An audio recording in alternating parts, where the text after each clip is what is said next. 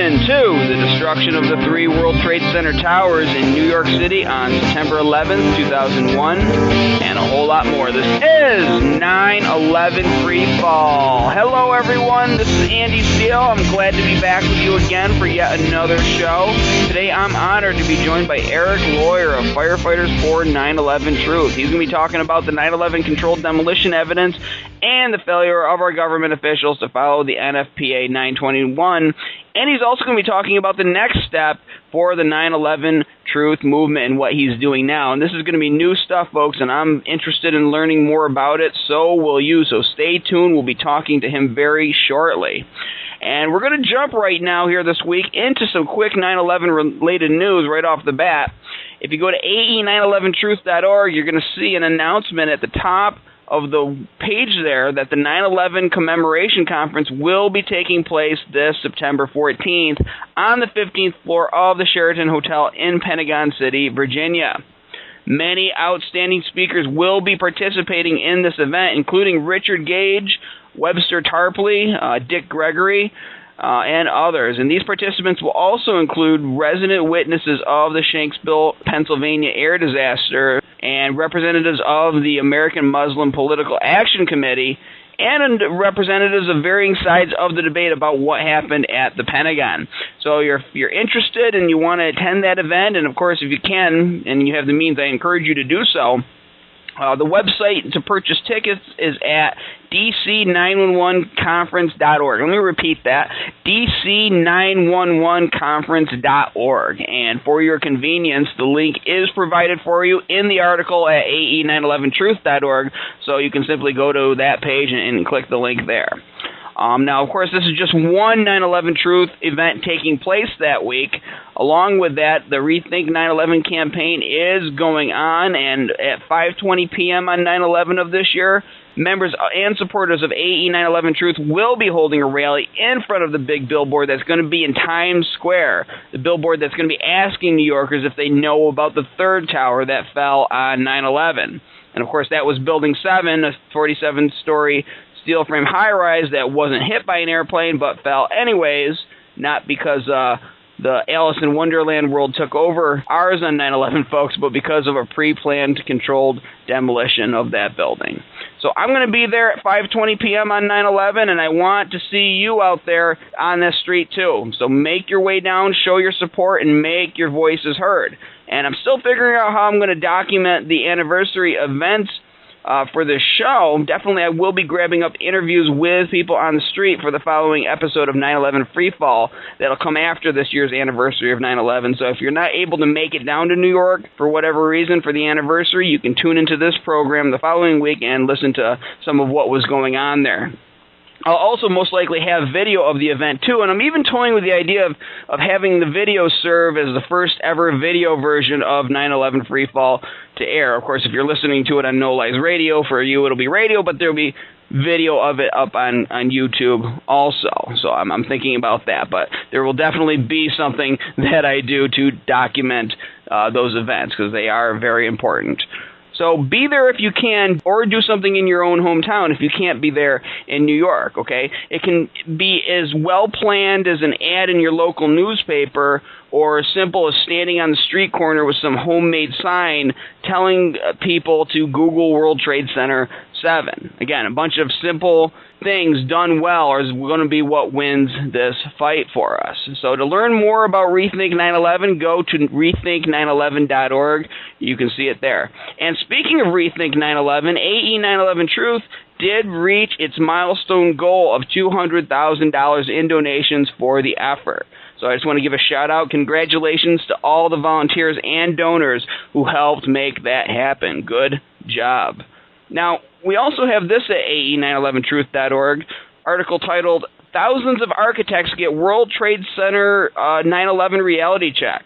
Apparently, a dozen AE 9/11 Truth volunteers spent 3 days with several thousand architects in Denver last month for the American Architects Annual Convention, presenting the evidence there to them. And from the article, which was written here by Richard Gage, AIA, It says, in the past, the AIA has been lukewarm to us, encouraging us to host booths and unofficial presentations and yet refusing to meet with us to discuss the findings of almost 2,000 architects, including 6 AIA fellows and over 100 AIA members who have signed our petition calling for a new 9/11 investigation. We preceded this particular convention by sending a series of letters to the president and board of the AIA, which culminated in a comprehensive summary document of World Trade Center evidence. As we wrote to President Mickey Jacob, FAIA, and the entire board of directors, we are also requesting again a private meeting with the AIA board to explain our findings. Unless the AIA is prepared to revisit the evidence as subsequently uncovered and adopt a proactive stance, you may find yourself on the wrong side of history as the official report further unravels and the true cause of the collapse of the three towers becomes known to a growing and unsettled populace. And that is the truth, folks. The silence of people in positions of authority on this issue regarding the evidence, or just people with so-called power like politicians and government agents, is only serving to further unravel our society. And people are waking up to the reality of what happened to the Twin Towers and Building 7 in droves, along with waking up to all the abuses of power and empire grabbing that's been going on too. And the establishment wall is not going to keep the truth from coming out, because it has a way of popping up, almost like a dandelion coming out of the sidewalk on a city street, coming up through a crack in the sidewalk. You know, life finds a way to grow. Truth finds a way to make itself known. So the question is, how much animosity and distrust are the people who are supposed to be the authorities on these related topics in our society going to build up around them? The facts proving the controlled demolition of the buildings are not going away, ladies and gentlemen. They're not going away. And when these supposedly important men and women ignore it, all they do is diminish their own standing and make themselves a little more irrelevant every day. And that's just what happens. That's what's happening now. I mean, sure, Americans still recognize the power of people in our government and the government's ability to ruin their lives if its members want to, but more and more Americans no longer respect it. For instance, I've said it many times on this show, the president, most people in Congress, these people don't represent me.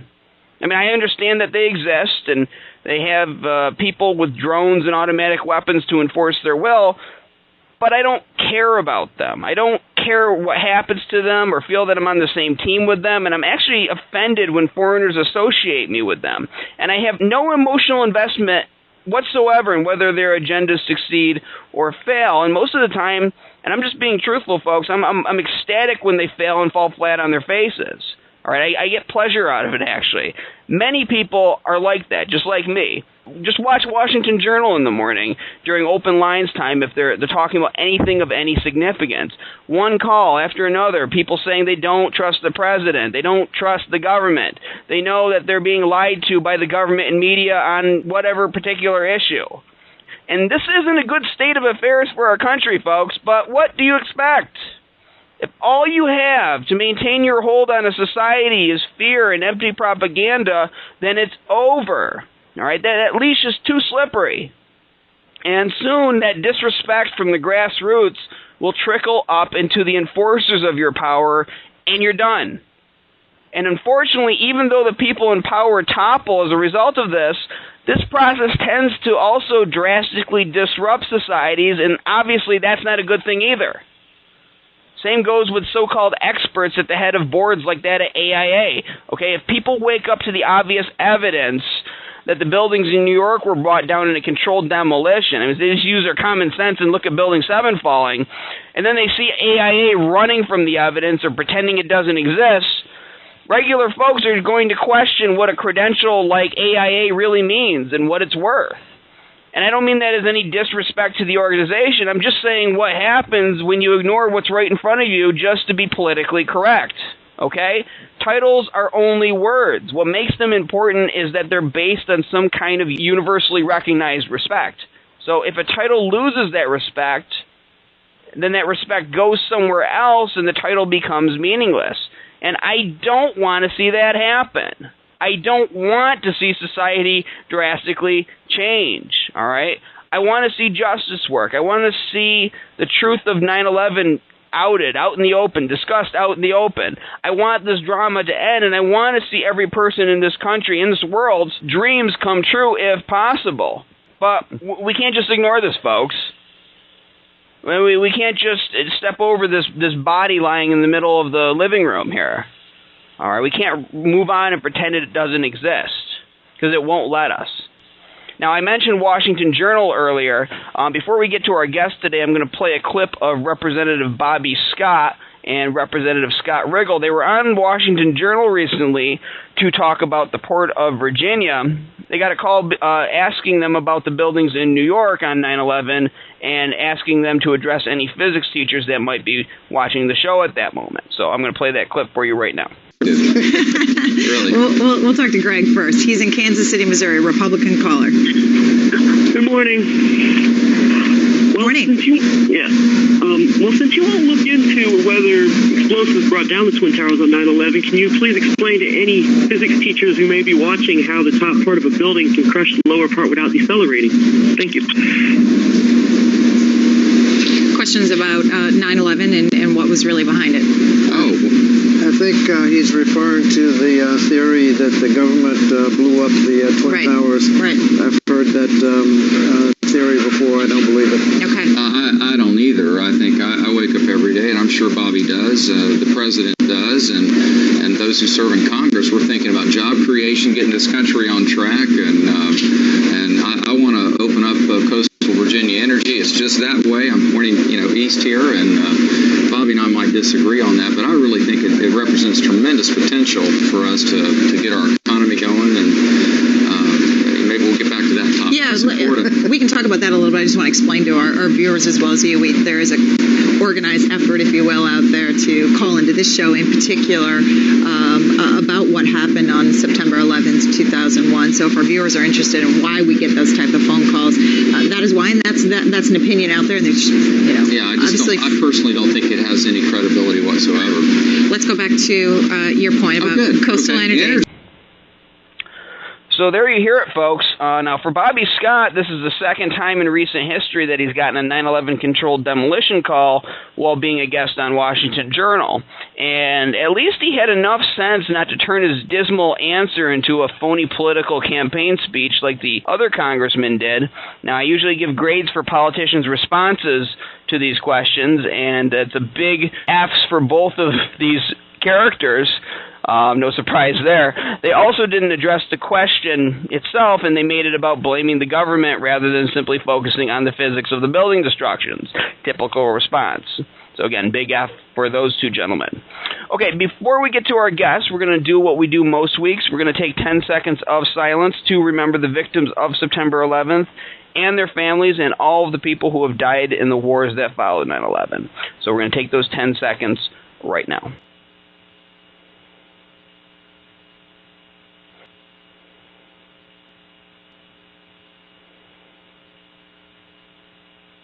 And that is 10 seconds.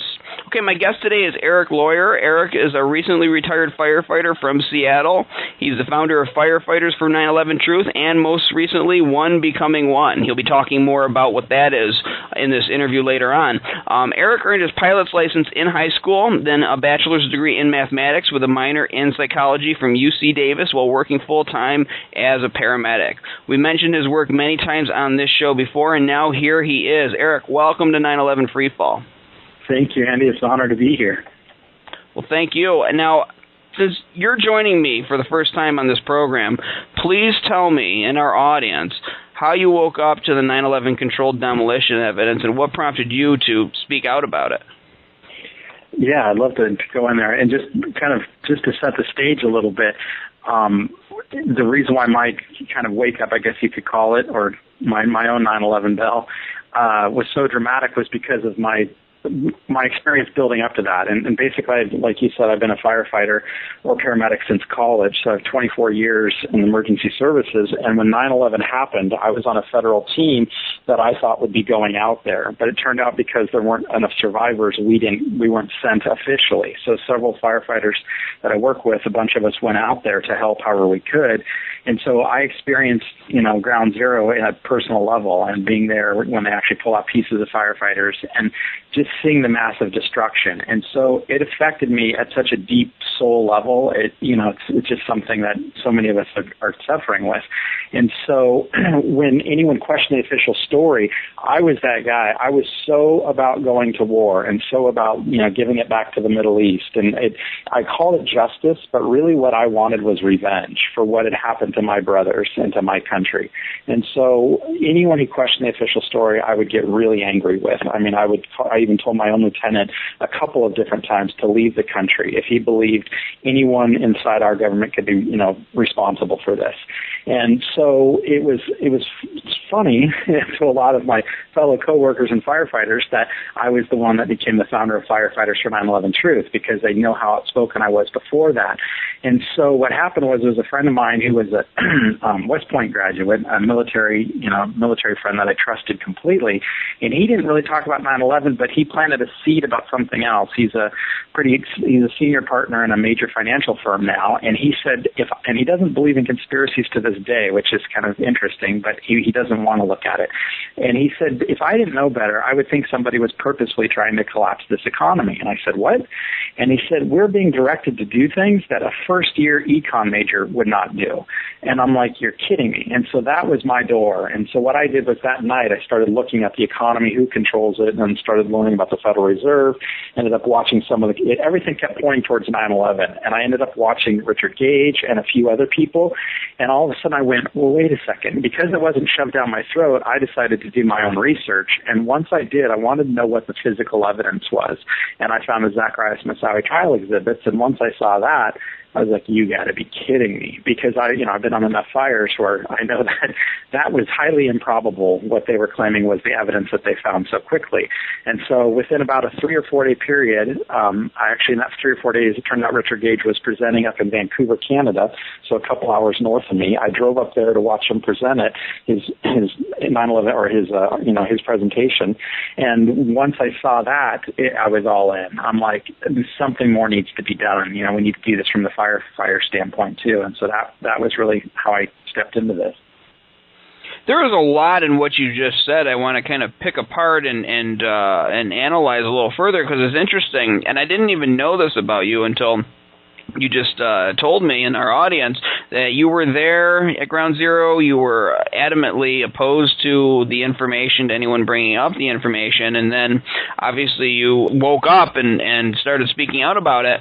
And it sounds like a light switch. You turn it on, turn it off.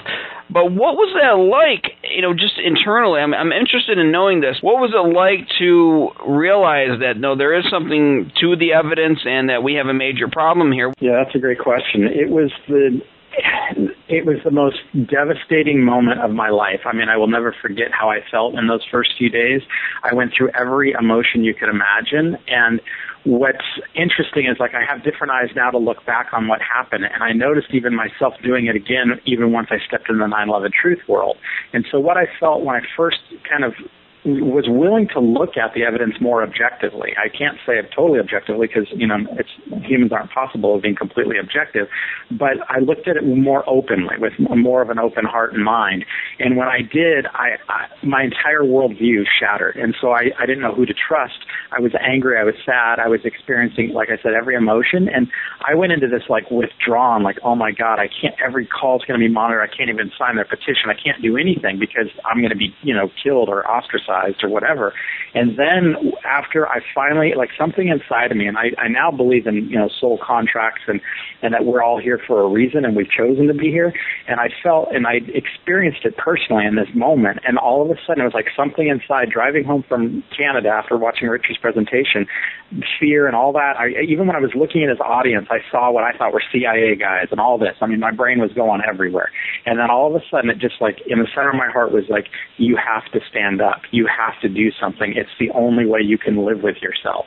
And once I did that, it was like the fear was gone in that moment. It's like, I'm not afraid, because what I did in a way was what sometimes we have to do at a fire, is just like totally accept that possibility of dying as that's okay, because I'm here to serve in a much deeper way than just my own fear or just satisfying my fear. And so once I had that kind of self-empowerment, then I was off to the races. And then I still had moments where I was very afraid for years. I mean, I still have them today, but it was like I now had something bigger that I was standing for, and that's what motivated me. And what I found interesting, too, was the eyes I have now was I blamed, with 9/11, when I originally blamed the Middle East, I saw that they had to change, that we had to basically bomb them in order to get them to comply. Like, they're not going to do this to us, so we'll make it so miserable that they'll never do this. The eyes I have now, what I did with 9/11 Truth, was I did the same thing now with the shadow government. So I identified, I didn't publicly name names ever, and I still don't, but I identified on my own and talked amongst friends and trusted advisors who I thought those key people were that actually were responsible for 9/11. And I had it mapped out pretty good, and I reviewed other people's evidence, and I thought we had it narrowed down pretty good. And then what's interesting is in the last year, after I've had a dramatic shift, I was exposed to somebody that was directly involved at the very core level, and they helped me see something, and I've confirmed it with multiple sources. It wasn't even who I originally thought. So where I'm at today is I don't blame anybody else for what happened on 9/11. The only person I'm looking at for who did what is myself, because what I see is the reason why 9/11 happened was because Erik Lawyer, myself, became a disengaged citizen. I didn't care about my government. I didn't care about what was going on. I wasn't involved. As soon as that happened, I was told by this whatever shadow, basically these are the perpetrators, go after them, and I was willing to kill for it. And then what happened was when I exposed it was somebody else, I said it's a shadow government. What I did then was I said, okay, they're responsible. They need to change in order for the world to change. And what I didn't see until about 2.5 years ago was actually I need to change. And when I change, you talked about it earlier, is these AIA and these different agencies are going to dissolve if they don't change too. Because if they don't, they become obsolete. And I don't know if you've heard the quote by Buckminster Fuller. Have you heard that? No. Buckminster Fuller says you never change things by fighting the existing reality. To change something, build a new model that makes the existing model obsolete. So what I saw I had to do with the help of a man, we can get into it later, what I saw the way I changed the world, and all of us, the way we all change the world, is not by asking others to change or blaming others. I realized for myself, I have to change where I'm coming from, where my energy is coming from, and then I have to focus on what I really want, not what I don't want. 9/11 is what I don't want. So my focus has shifted from that, but it's still a critical role in waking, I still believe 9/11 is the key that's going to help, for lack of a better word, wake up the planet. I really believe that, but I believe we also have to have a plan of where to go.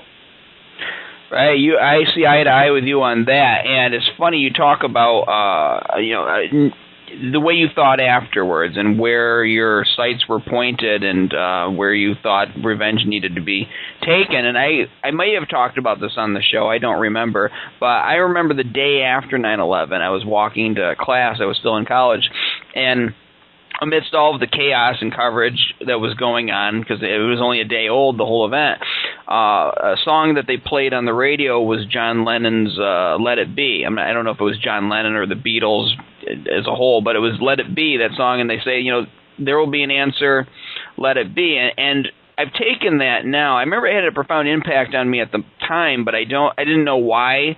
And now I've taken that as as almost maybe the universe, if you believe in that, giving a message, saying, right now you don't know the full story, and your barrels may not be pointed at the right people. Let it be, give it time, no more. And that's a lesson I've learned in my adult life, is to always wait and get the full story and learn more and evolve. So I agree with you completely. And I want to know, because you saw Richard Gage's presentation, and that had a major impact in waking you up. For you, what was the most compelling evidence that explosives brought the buildings down in New York? For me, and even before I saw Richard, but his presentation definitely took it to the next level. For me, from moment one, once I really looked at Tower 7 again, I said on that first day when I was talking to my wife about it, I'm like, this is the key. This is what's going to wake up the planet, because that piece, that one building, there's no explaining it. And I realized that, wow, I remember watching it that day come down, but I don't remember hearing anything about it afterwards. And so that was the key that turned the lock for me.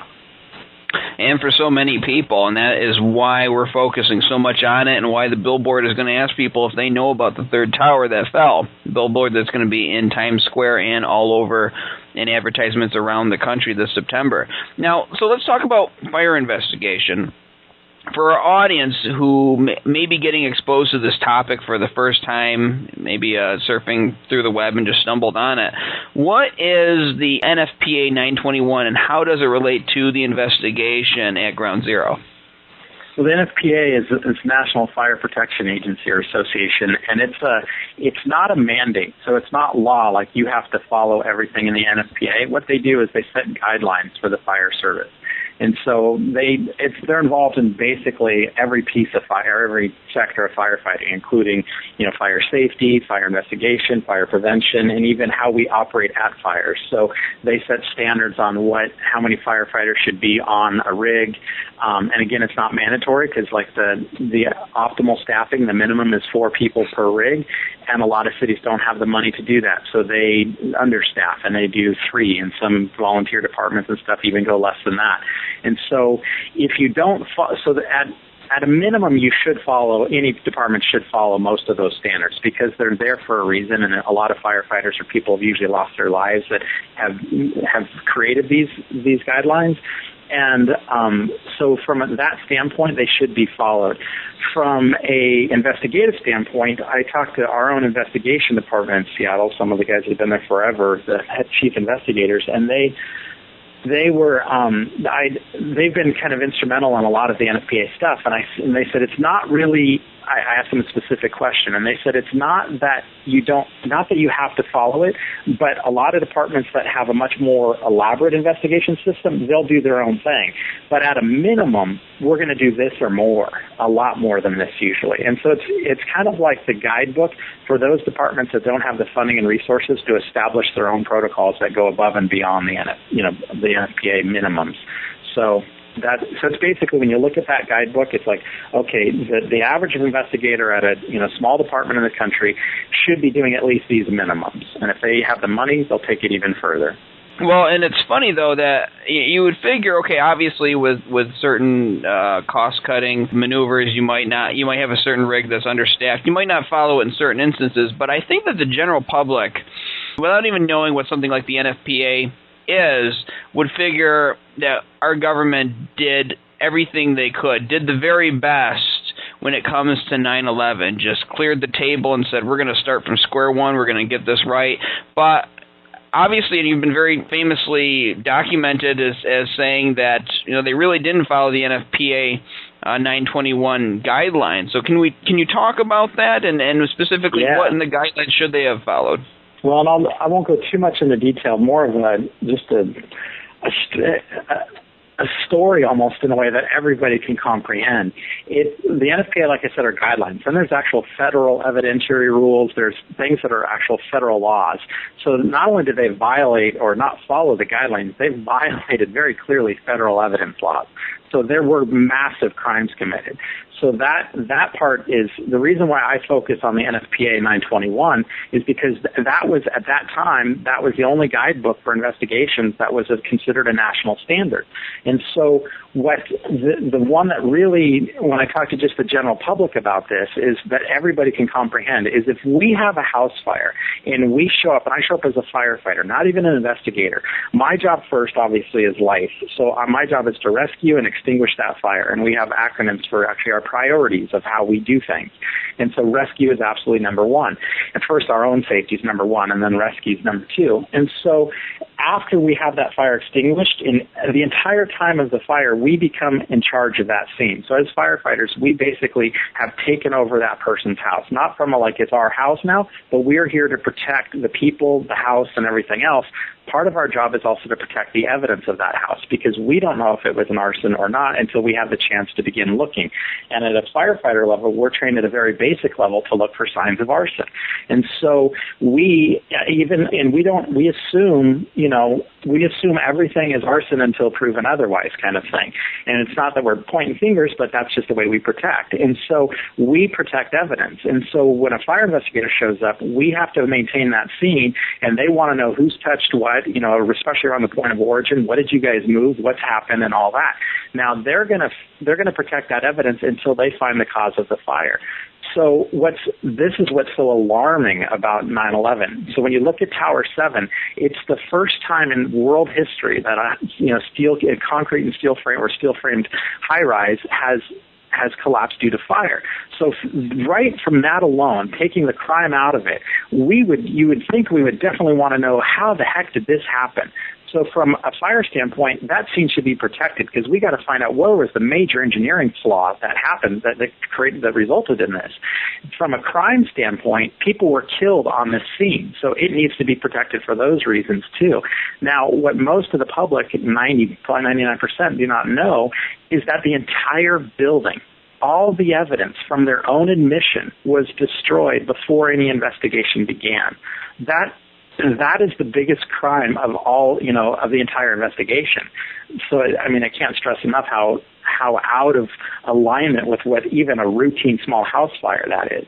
And also, too, I'm going to ask you to comment on this, and we've said it before on the show, but NIST, National Institute of Standards and Technology, has refused to test any of its dust samples for explosives. Granted, NFPA is not law, but with the biggest alleged terror attack in U.S. history, it seems like you would want to do that just to rule out the possibility, wouldn't you think? Yeah, definitely. And that's one of the NFPA guidelines is, what they call the exotic accelerants. So when you have, when you can't account for the damage that you see, you have to start considering other things. And so that,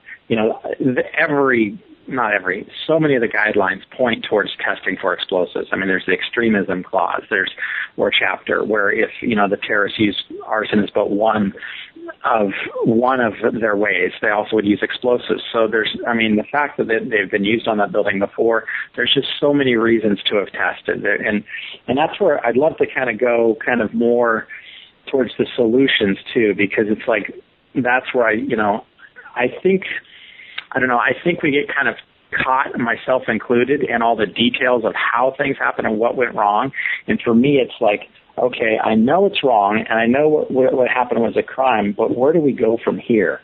Absolutely, and that is what we are all about. We are all about the solution and taking this from complaining on the internet to actual real-world work. And there's been people doing stuff for many years here, but there needs to be more of it, and you're proposing a different approach. So let's go into what you're doing now. It's very interesting with one becoming one. Tell us about it. Thanks. I think to kind of tell you about it is almost I have to, again, set the scene of how it came about, because just like Firefighters 9/11 Truth is more powerful knowing that, I was a staunch supporter on the other side. What happened after I founded Firefighters 9/11 Truth, my experience through it was I became very focused on, everything that went wrong. So the corruption and all that. And by kind of planting a stake in the ground and saying I'm standing for the truth and founding an organization that represented firefighters, I had a lot of different people reach out that wanted to, some that were mentally unstable and the whole gamut. And some of them were actually retired military officers and intelligence officers. And I developed some deep relationships with a couple of them. And they helped guide me in the beginning to keep myself out of trouble and help me see, as this one Air Force colonel that ended up calling me at the station. It was pretty interesting because he was a crash investigator.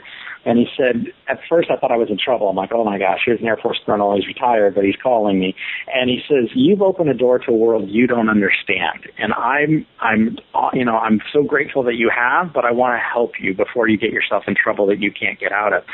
So by him kind of opening the door to some other intelligence officers that he knew, I was exposed at a level I didn't talk about publicly of things that were happening. And so behind the scenes. And there's a lot of people on the inside that, we think that, most of these insiders are asleep. A lot of them aren't. And they're staying, just like you said the song, Let It Be. They're lying there kind of waiting for the right opportunity. And so they helped me see this. Like there's more of us awake than we realize. It's just not the right time. And so one of the things, by doing that, it helped me see some things, but he also let me know about what was coming. And some of the things, including the swine flu pandemic and different things, he had intelligence of, hey, this is about to happen. Don't be panicked. This is this is unfolding next.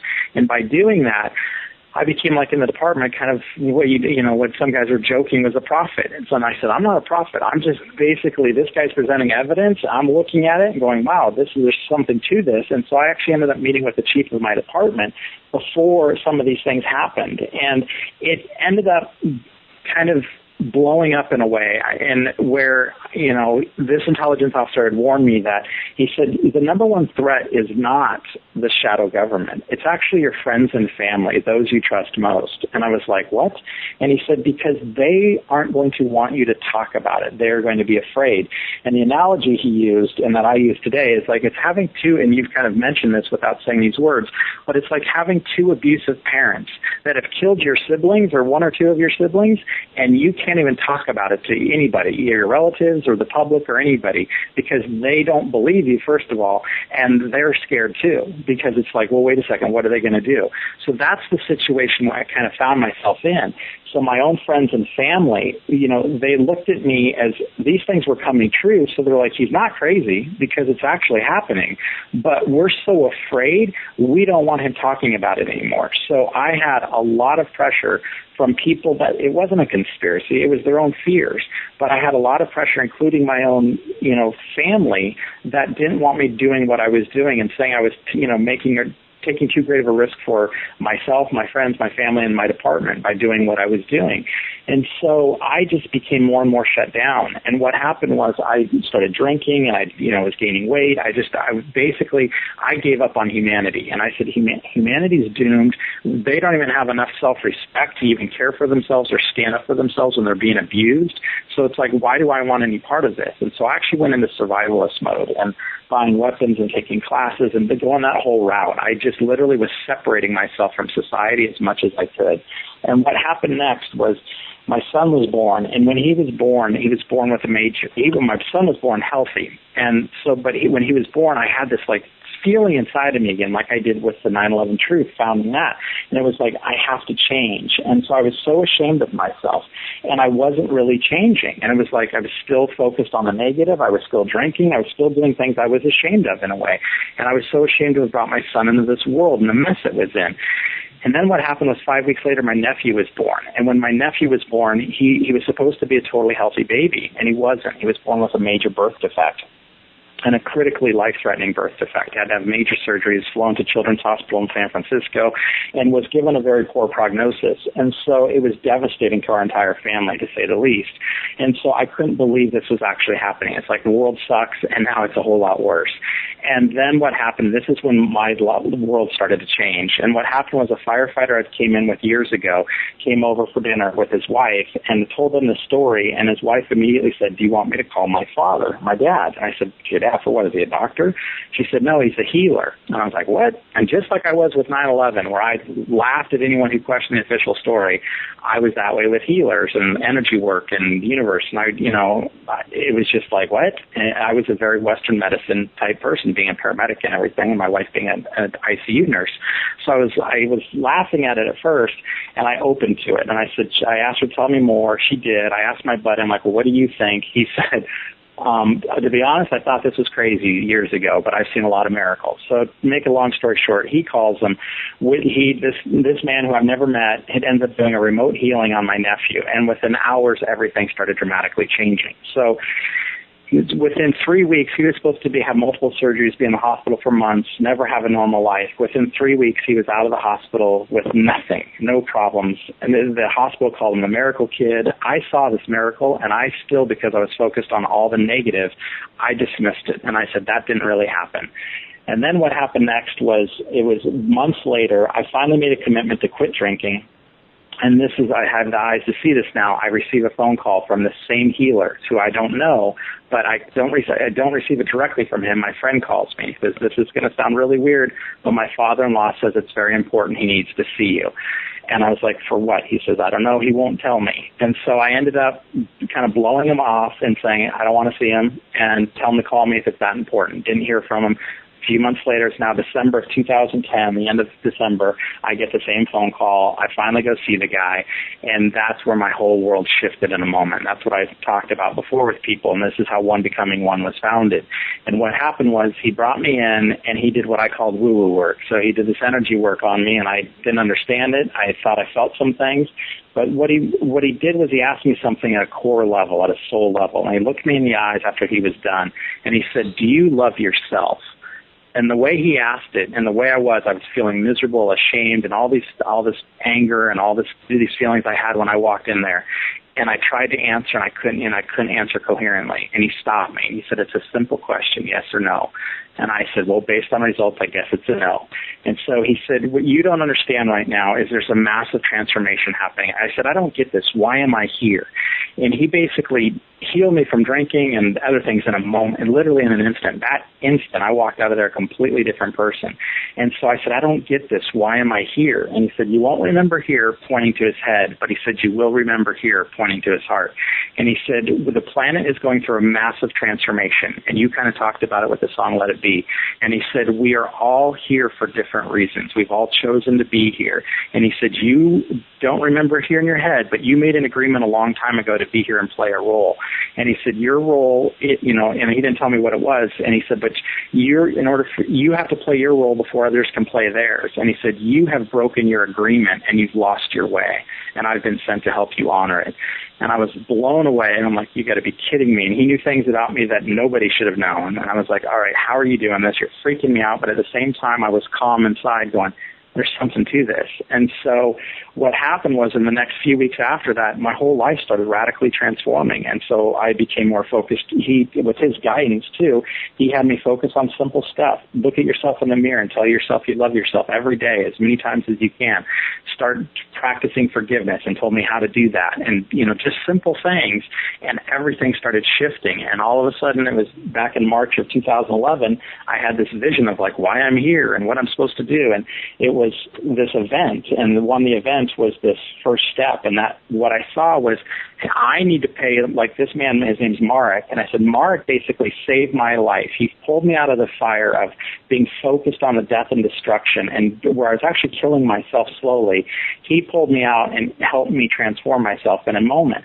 And so what my intention for the event and One Becoming One was to help at a larger scale. How do we help people make that shift from a fear-based focus to a love-based focus?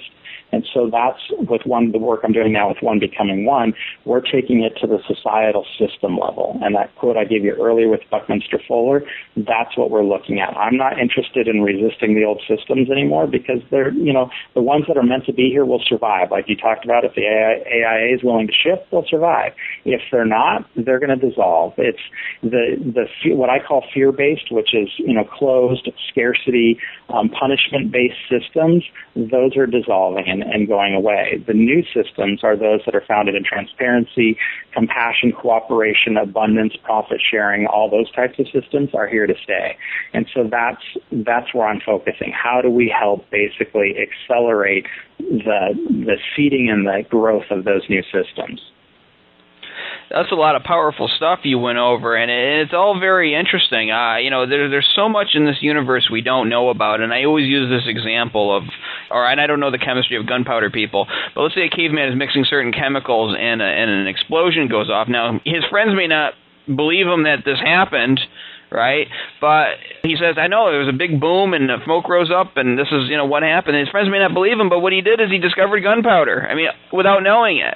So all of this stuff where that people talk about, with healing and miracles, there may not be a scientific explanation for some of it now, but wait a few hundred years. It's very fascinating stuff. But I love what you're doing because I've tried to have shows where we can talk about what it's like to live knowing this reality, because it does have a major impact on your life. You talked about drinking, people start smoking, just trying to deal with this Twilight Zone society that we've had spring up around us. And what you talk about with your friends and family being the greatest threat to you without them intending to be, is accurate too, at least in terms of your mental health, because it is isolating to have people not want to talk to you about this, to run from it. And it's almost like this invisible wall is put up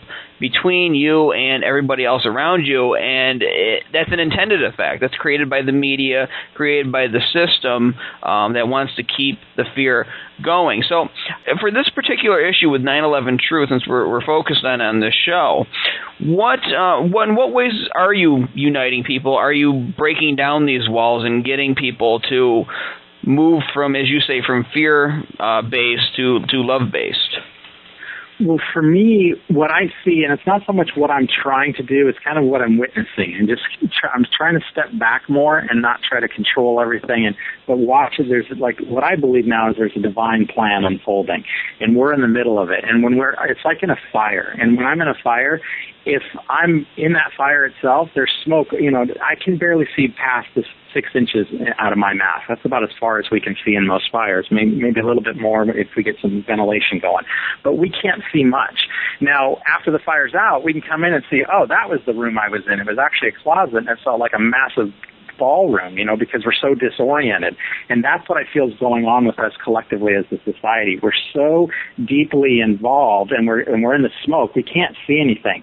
And the more we try to force our way through it, the more danger we're putting ourselves in. So with 9/11 Truth, I'm kind of stepping back and going, okay, what's naturally unfolding here? And what I see happening, and I mentioned the guy earlier, and I can't mention him by name, but he has overwhelming evidence that will, beyond a shadow of a doubt, prove exactly who and how and all that happened with 9/11, because he was involved at a very early phase directly. And so, but he's not releasing it. And in the past, I would have been all over that. Like, are you kidding me? That's your job, blah, blah, blah.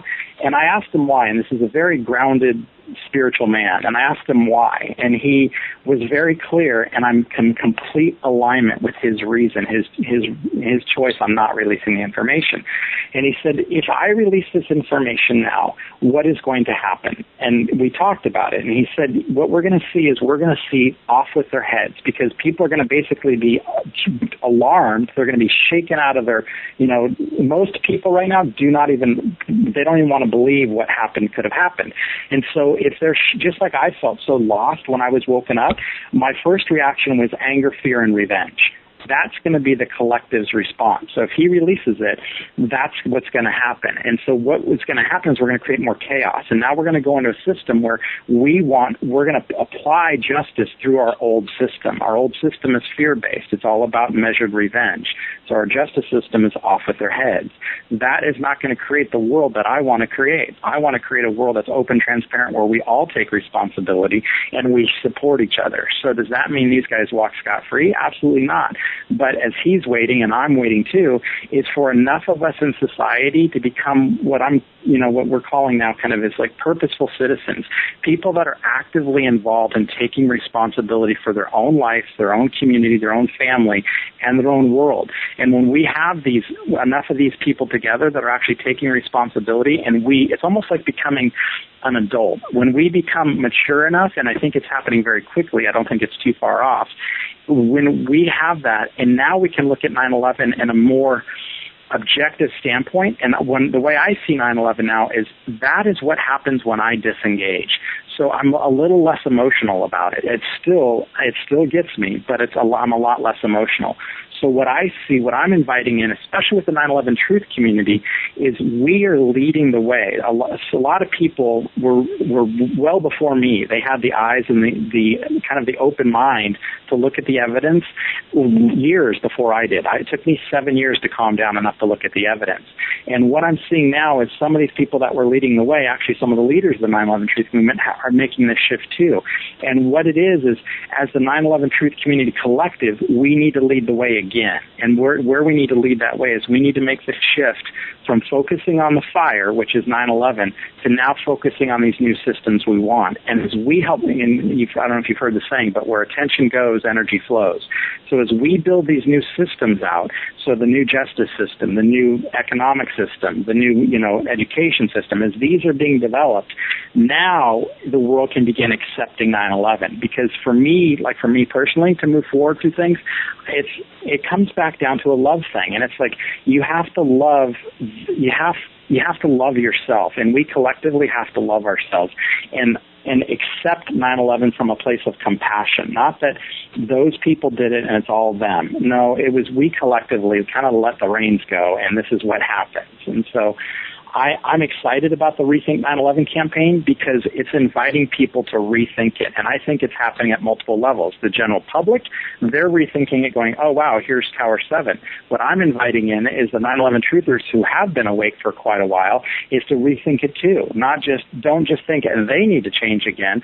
Think about yourself and go, okay, do I need to rethink this? Because if I'm still focused on the anger, do I want a bunch of angry people around me now waking up? No, I want to help inspire them and lead them to, a solution-oriented approach. And the last thing I'll say is that it's like a fire. When I look at the world now, as the world's on fire, we have global fires happening everywhere. And some of these fires were created by arsonists. Yes, 9/11 is one of them. But we have a lot more fires than just 9/11. 9/11 is not our only global problem. And a lot of these fires were not created by arsonists. And so when we show up as firefighters, we don't even care. I mean, we're going to take extra precautions, but we don't even think about an arsonist starting the fire or not. The mission is we have to put these fires out. Before we can ever do any really investigation or change new systems or create fire-resistant systems, we need to get these fires out. And that's where we need to be focusing right now and not just yelling arson. And like you and I talked about off air a little bit, was the analogy I use is like yelling fire. It's absolutely critical, and that's what 9/11 and Tower 7 is. We need to wake the world up and say the world is on fire, and here's a major fire that we all need to know about.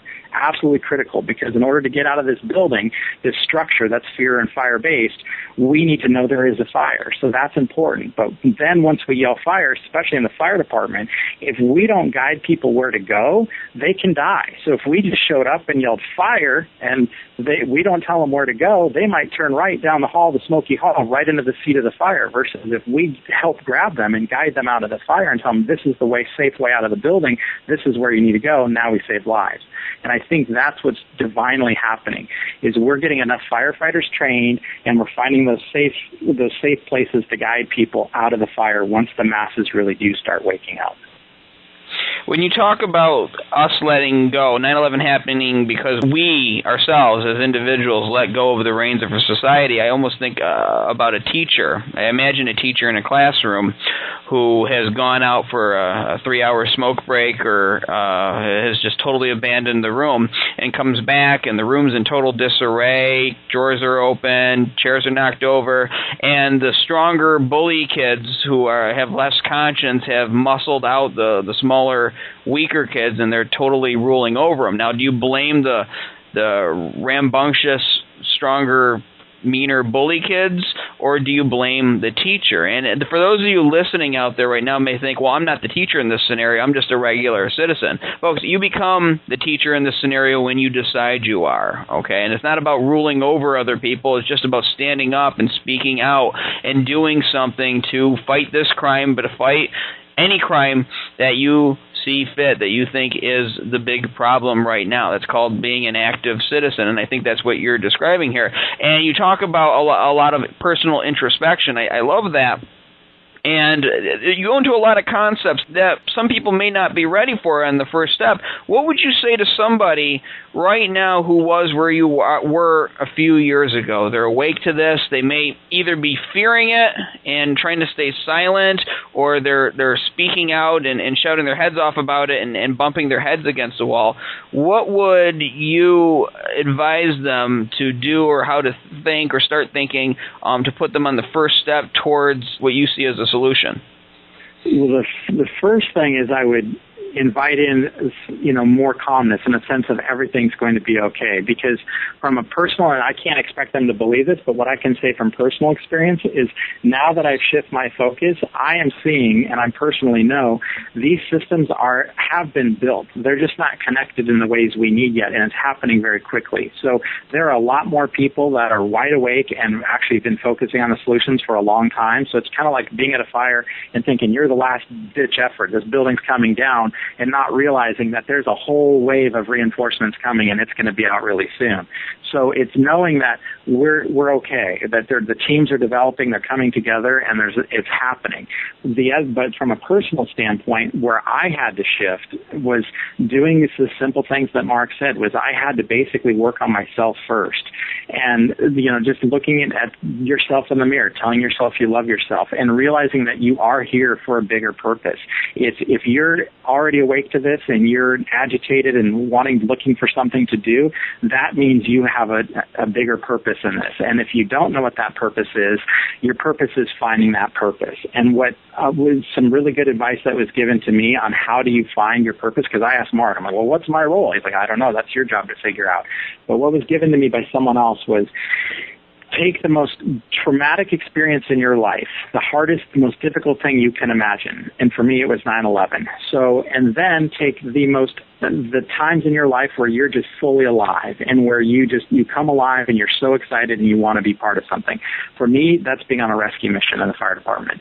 And so and they said between those two things, the thing that brings you alive where your time is timeless, and the most challenging times of your life, your mission lies in there somewhere, probably. More than likely, your mission lies in there. And just start exploring. And so for me, what had to happen was I had to shift and I had to accept myself, forgive myself for the things I had done, stop blaming other people, looking at myself, and then it's just unfolded. In the last year and a half, it's become really clear to me what my mission is. So that would be what I'd offer. Wow. Well, this has been a really refreshing episode, and I've enjoyed it. Believe it or not, folks, we are now out of time. Erik, I want to thank you for coming on 9/11 Freefall.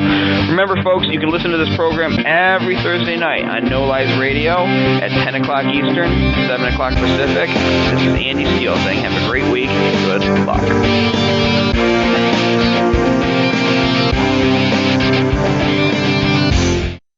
11 years after 9/11, experts are speaking out about what really destroyed the Twin Towers and Building 7.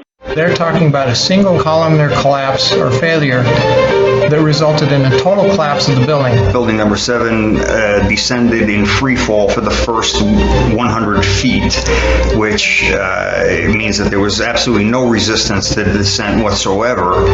So all of the columns really needed to be severed at the same time. The symmetry is the smoking gun.